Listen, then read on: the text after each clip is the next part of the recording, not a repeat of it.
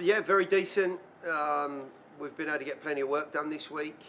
Certainly some aspects of our game that we're needing to address. But I do think early on in the season, as we are, there are always going to be certain aspects of the team and maybe the setup that you need a little bit of shifting and possibly tinkering. And we're no different to anyone else. So yeah, very positive week. The guys are in good spirits, and we're looking forward to the weekend. We're going to transition to the Zoom. Drake, feel free to ask your question, and then if you have one follow-up, feel free to go ahead as well. Thanks, Christina.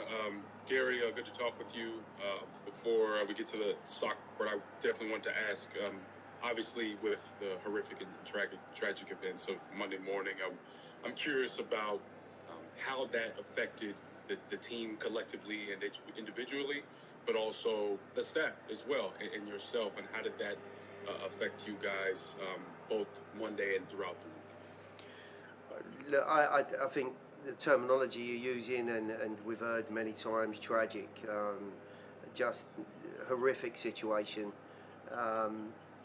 With being a parent with 3 children, personally, and I'm sure there's plenty of other people in the same situation, you can't help but have your heart go out to the people that have been affected by this, the families, and the friends of people close to what has gone on.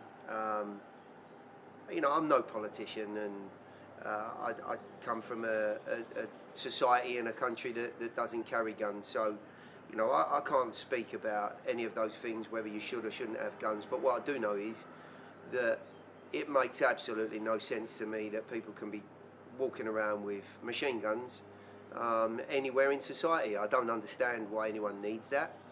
I get, having lived here for a long time, that there is a part of the Constitution that enables people to carry guns and to look after themselves. So I get that and I understand that. But it would seem to me, there is a huge difference between having a handgun or something that's going to be a protection for you, and a machine gun that can do the sort of damage that we've not only seen here this week, that's destroyed lives. Obviously people have lost their lives, and it's destroyed many others. It's affected a huge amount of other people that are wrapped around that. And we've seen it so many times, and for the people that are in power not to do anything about that, I truly don't understand. I don't. Yeah, Gary, and just to switch slightly to obviously one of the players, one of the leaders for your team, Dax McCarty. This was a week that, of course, has been in great anticipation, not just for him as a Nashville player, but him being a part of MLS, reaching a big milestone of 400 starts. Only Kyle Beckerman and Chad Marshall have more. I'm curious, for you, over the past, this season and the past 3 seasons, you have a story, something that one of your favorite moments from Dax being on the field, game day stories, some of your favorite moments from coaching him or coaching against him over the course of your career. Yeah, look, first of all, Dax was a fantastic signing for this club as a person, a character and a player in those early years. So I've been, almost blessed to be around him for the period I have. I know that he was going into his early 30s when he came here, but Dax is a bit of a Peter Pan, he never seems to get any older, he never seems to look any older. He's still playing at a fantastic level, and he's still got the same fire in his belly. So, when you look at professionals in the modern era, I think Dax is one of those guys that you look at that should have been born probably 20 years ago, who loves the game so much, who'll do anything to be on the field, is always fighting and shouting and hollering in training, and it's been great to have around. I mean, look, 2 things that jump immediately to mind for me. We played against Dallas, obviously, in 2010 when Dax was in that Dallas midfield against us. And I remember him being an absolute dynamo on the night. Really influential player in an incredibly tight game. and you know, I feel a little bit bad that we were the team to beat him to that championship that he deserves. I don't think about it for too long, of course, but you know, he certainly on the night in his display deserved more than he eventually got. And the other one was a position that you rarely see him in, and that was towards goal. He's at the moment that he scored against Miami in that playoff, that first playoff game we had at Titan Stadium, and it was almost like the Red Sea parting as he drove through the middle of the field and finished. And I know he has scored goals, but he finished as if it was just something so nonchalant, and it happened every weekend of the year. So two very, very nice memories. One I'm sure he'll I don't talk about too much. That's it for me, Christina. Thank you. Thank you, Trey. We're going to transition to Tim Sullivan. Tim? Yeah, Gary, you didn't really touch on it in your answer to Drake's question about it, but has your team's mentality seemed to be okay since the event Monday, since the shooting on Monday? And did you have to say anything to your guys? You know, obviously they know that you support them, but some kind of words of consolation and things like that, that something happens like this in their community? Well, look, a couple of things.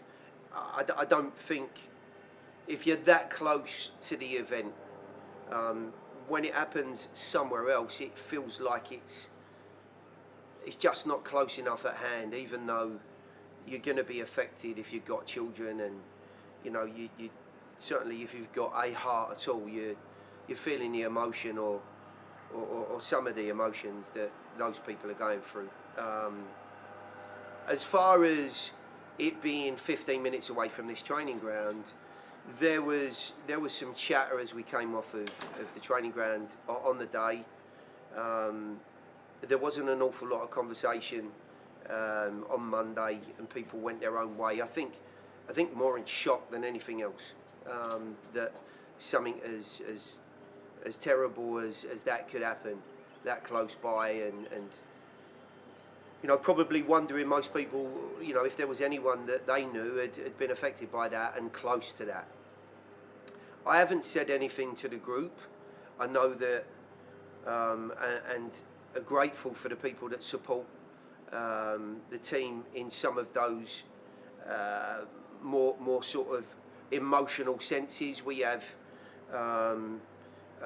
Greg Joyner, who's the chaplain here, and he's very good with the group, supporting the group in a more of emotional way, as I've said.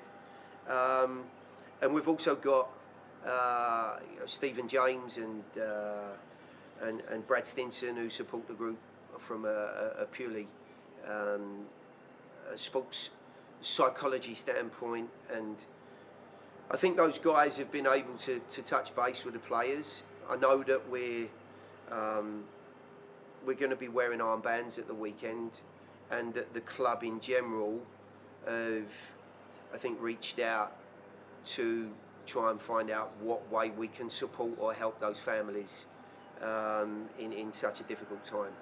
So it's just not an easy scenario for anyone when you're this close at hand. And I do honestly think, I know I keep harping on about it, but when you've got children yourself, I find it difficult to understand how somebody can do that. I really do. Not the easiest transition in the world, but soccer. What have you seen in the early stages of the season from your opponent at the weekend, and then what is the status of Randall Leal's recovery from his injury? Yeah, I mean, disappointed, of course, to lose the game at the weekend, and again having time to evaluate what went on. We've been beaten 1-0 by one of the top teams in the Eastern Conference right now. They've started incredibly well, and we become a bit of a notch on their success. But I found myself looking at some of the positives out of the first half, wondering, you know, what a goal would have done for us to get ourselves in front in those very, very tight games the team that scores first can put themselves not necessarily in a position that's unassailable, but they certainly strike the first chord and now make life incredibly difficult, which they did for us. There was a penalty call that I've looked back on, and I'm still bemused as to why there was no VAR or contact with a referee, from what I can gather.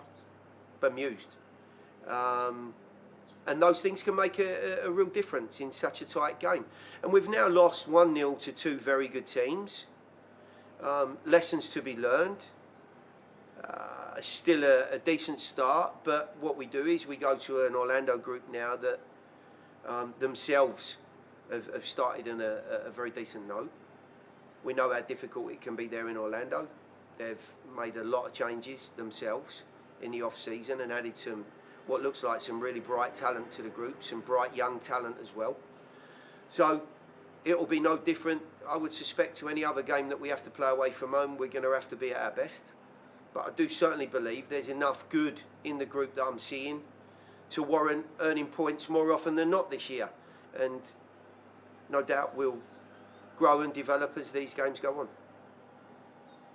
And Randall's recovery. Sorry. Yes, he's been out on the field this week.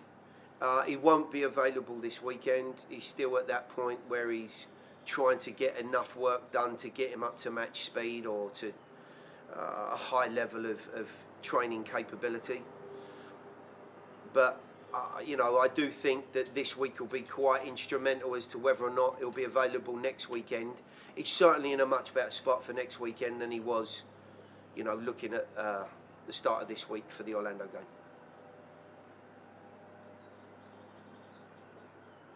Go ahead. Mary, a couple of things from me here.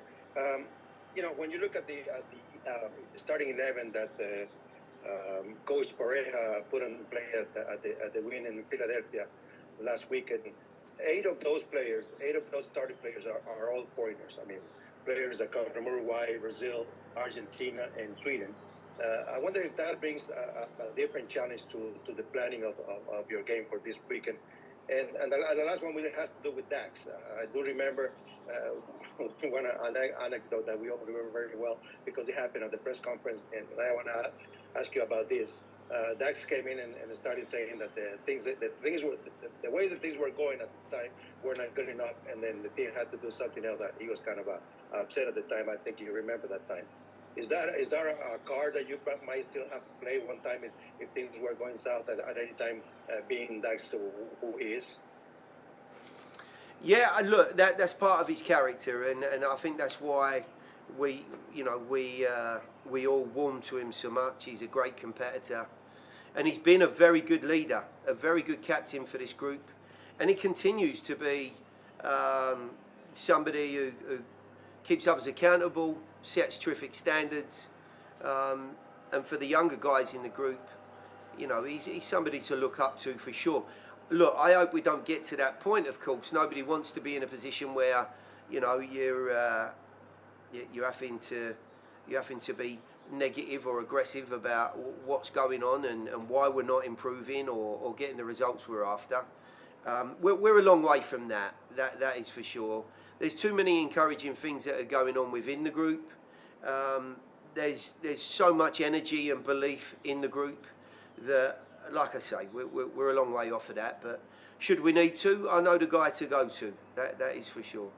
As far as Orlando are concerned, yes, of course. New players come into the league. They come from environments and teams outside of MLS. They can take a little bit of time to understand their traits and some of their strengths and weaknesses. We have a reasonable body of work to look at. What I can say is they look far more dynamic than they probably have done in the last year or two. Some players that look like they certainly want to threaten the back line, beyond the back line, and they'll be, I'm sure, overly pleased with the result that they got down in Philadelphia last week. It'll give everyone in that group a lift. but it's never easy there. It doesn't matter whether they come off the back of a win, a loss. You know, they're trying to recover or they're trying to keep a run going. It's tough there. They're a good side. They've proved over the course of time since Oscar's been there that they're very competitive, and we've had some real humdinging games with them. You know, I remember a terrific result in the playoffs where I think we won 3-1 at home, and we lost, you know, an absolute nail biter in the Open Cup on penalties, and they went on to win it. So there's a little bit of history there as well. All good, but challenging nonetheless.